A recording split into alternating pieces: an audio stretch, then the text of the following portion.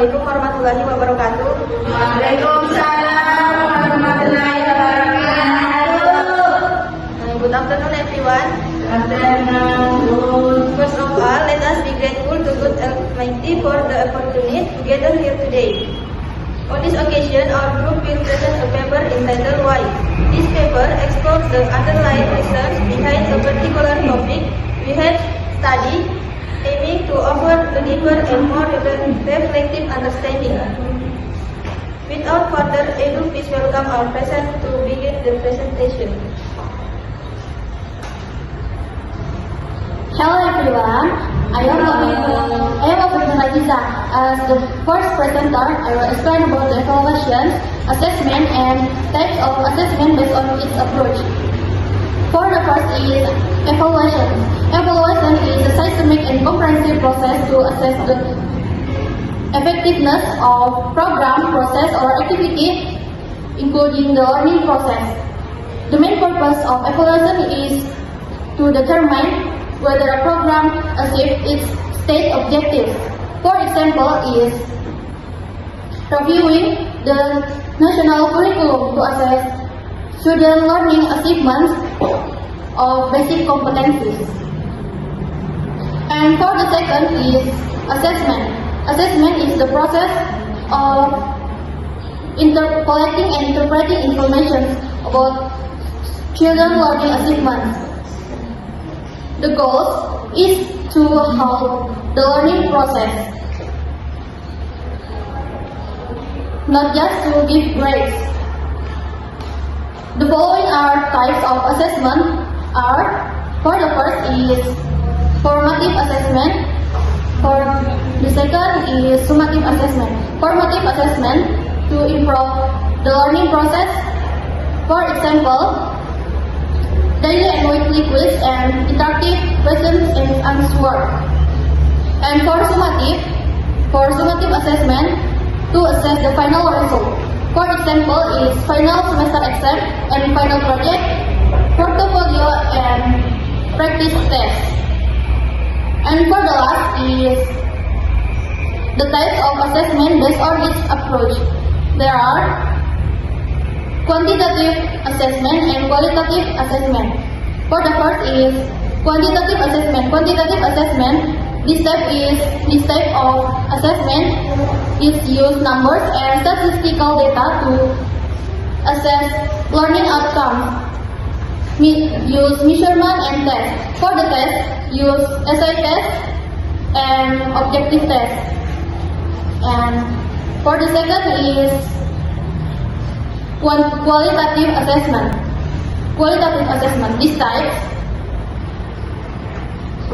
is narrative and descriptive, not numerical. It is suitable to assessing the aspect affective and social emotional of students. Use non-measurement and non-test, but two data collection tools are form of qualitative methods such as observations and interviews. Okay, for the next material will be presented by Anna. Why is evaluation necessary? 1. Providing feedback to evaluating teaching. Assessment helps teachers assess the effectiveness of teaching strategy. If student learning outcomes are low, teachers need to review learning methods or media.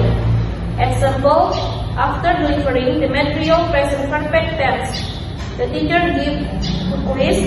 It turned out the many students used have or has incorrectly. The teacher realized that the explanation was too fast, then used the stop and relive assessment in the next meeting. Number 2, provide feedback and guidance for improvement. Assessment provides students with information about why they have mastered and what needs improvement. Example, a student writes a description titled "My Dream House" but only uses the word "big." Repeatedly, the teacher gives feedback such as with star, try using more descriptive adjectives like spacious, cozy, elegant. The student The student then enriches his vocabulary in the revised version. Number 3. Classifying or ranking student. Academic ranking shows a student position in the class based on assessment result. Example, the result on an English speaking test show that 5 students are the fluent level, 10 at the developing level, and 10 others at the basic level. The teacher creates study groups so that fluent students can help their friends who are still developing and basic. Number 4. Enable student progress. Assessments are used to determine whether students are ready to continue with the text material or move on to higher level of learning. Example, based on the reading and writing portfolio, a student demonstrates high comprehension of intermediate reading. The teacher recommends the student join the school English literacy club. Number 5. Diagnose errors and provide reference solution. Diagnose the assessment and resolve student misconception then are not apparent from final grades. Example, in a grammar class, a student asks her she goes to school every day. The teacher realizes that the student does not understand subject verb agreement. The teacher provides step-by-step exercise and a reminder table on the use of in verbs. Number 6. Add period to learning experience. The first assessment encodes student achievement and facility a variety of learning style. Example, at the end of the given instruction unit, instead of writing test, students are asked to create an English tutorial video. How to make a sandwich?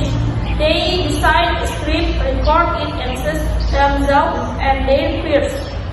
This assessment combines speaking, writing, and creativity. Number 7. For the purpose of giving final marks, grading.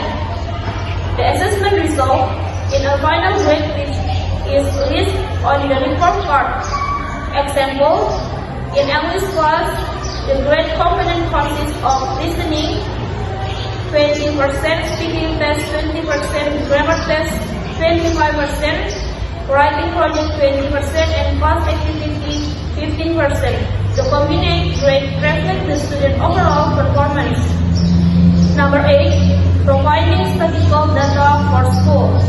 Data from the assessment is used for school evaluation and decision making. Example, from the result of the final semester exam, the school from the assessment is used for school evaluation and decision making. Example, from the result of the final semester exam, the school found that the average student listening score was below the national standard. The school then held a workshop for teachers to improve listening teaching methods, such as through podcast and interactive dialogue. Number 9. Improving student learning motivation. Well-designed assessment can provide challenge, recognition, and a sense of accomplishment for students. Thereby creating intrinsic motivation. Example, students who receive positive feedback on their learning progress feel appreciated and become more enthusiastic about taking the next lesson.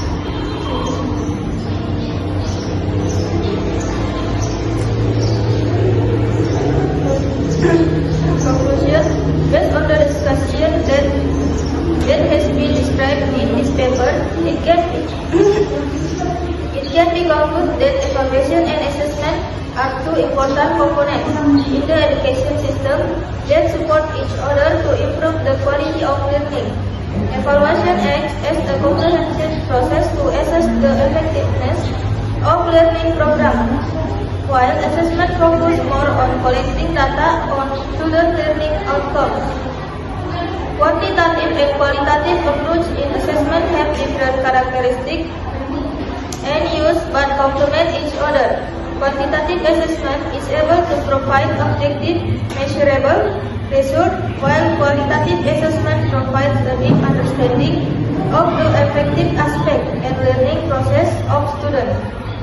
With proper implementation, assessment becomes not only a measurement tool but also a means of reflection, recovery, and development of a more human and adaptive learning process.